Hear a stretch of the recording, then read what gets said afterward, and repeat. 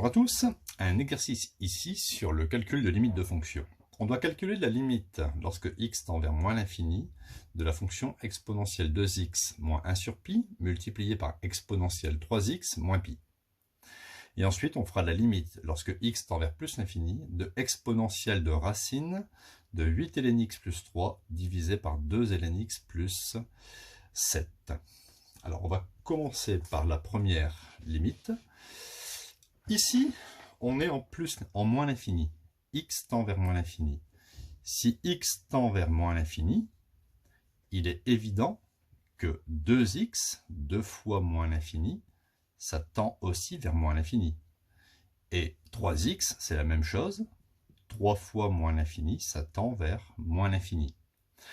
Donc, on va se servir d'une formule de cours qui dit que la limite de exponentielle grand X quand grand X tend vers moins l'infini, on sait que ça tend vers 0 plus, ou bien 0.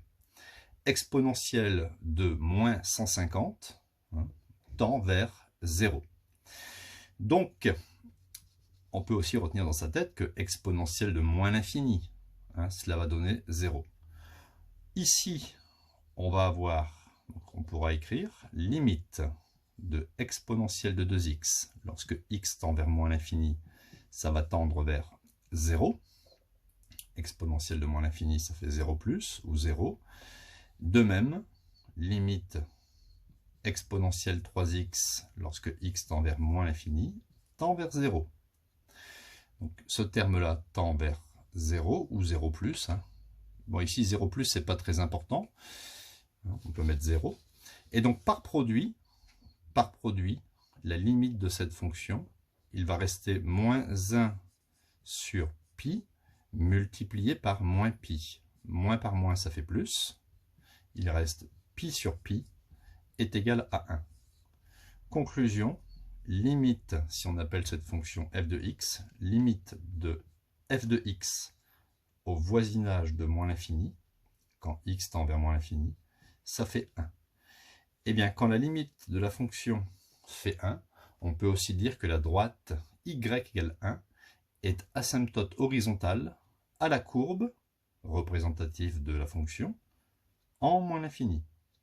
Je répète, si la limite fait 1, la droite y égale 1 sera asymptote horizontale à la courbe en moins l'infini ou au voisinage de moins l'infini. Donc vous voyez ici, on a juste procédé par, on a calculé la limite du premier facteur, la limite du deuxième facteur. On doit calculer maintenant la limite, lorsque x tend vers plus l'infini, d'une fonction composée exponentielle de racine de 8 ln x plus 3 divisé par 2 ln x plus 7. Alors, on va déjà s'intéresser au rapport ici. Nous allons faire limite de 8 ln x plus 3 sur 2 ln x plus 7 au voisinage de plus l'infini. On sait que ln x tend vers plus l'infini. Alors, je vais retenir au numérateur et au dénominateur le terme prépondérant. Pourquoi je dis prépondérant? Si vous dites 1 milliard plus 3, on est d'accord que le 3, il est complètement négligeable.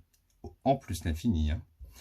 3 sera négligeable devant ce terme. Donc on peut dire que la limite de ce quotient sera identique à la limite, je ne garde que 8 ln x au numérateur, et 2 ln x au dénominateur. Je peux simplifier, 8 sur 2, il me reste simplement 4. Donc ce rapport tend vers 4 au voisinage de plus l'infini. Je peux donc écrire que la limite de cette fonction sera égale à la limite lorsque x tend vers plus l'infini de exponentielle de racine de 4, puisque ce rapport tend vers 4. Et là, racine de 4, ça fait 2. On a directement la limite qui est égale à exponentielle de 2. Si j'appelle cette fonction g, limite de g de x lorsque x tend vers plus l'infini, ça fait 2. Donc, comme précédemment, vous pouvez dire que, en déduire que la droite y égale 2 est asymptote horizontale à la courbe représentative de la fonction g au voisinage 2 plus l'infini.